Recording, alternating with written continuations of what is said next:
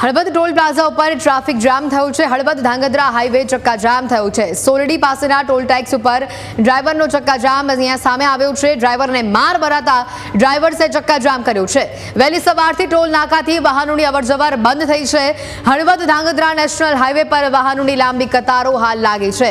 આ દ્રશ્યો તેના સામે આવ્યા છે। કઈ બાબતે પહેલા માથાકૂટ થઈ તે જાણી શકાયું નહીં, પરંતુ હાલ જે પ્રાથમિક વિગત આવી રહી છે કે ડ્રાઈવરને માર મારવામાં આવ્યો, જેના કારણે ડ્રાઈવર્સ તમામ ભેગા થયા અને ડ્રાઈવર્સ અને જે મુસાફરો હતા તેઓની વચ્ચે બબાલ થઈ।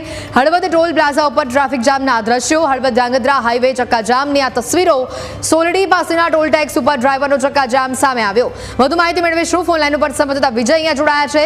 વિજય, આખો મામલો શું છે? કયા કારણે આટલો ટ્રાફિક જામ અહીંયા થયો છે?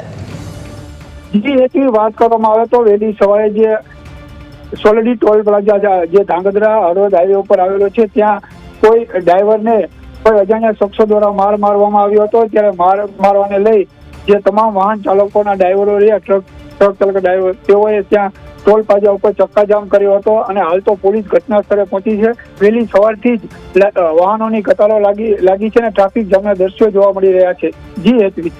બિલકુલ વિજય, જે રીતે આ તસવીરો અહીંયા સામે આવી રહી છે, જે રીતે લોકો અહીંયા ભેગા થયા છે, હાલ ટ્રાફિક હળવો થયો કે હજી આવી જ પરિસ્થિતિ જોવા મળી રહી છે?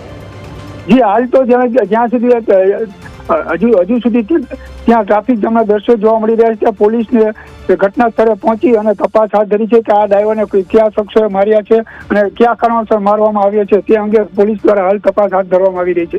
જી, વિગતો બદલે તો આ જે તસવીરો સામે આવી રહી છે, 1.5 કલાકથી વધુનો સમય થયો છે, પરંતુ હજી પણ આ રસ્તા પર ટ્રાફિક જામ છે।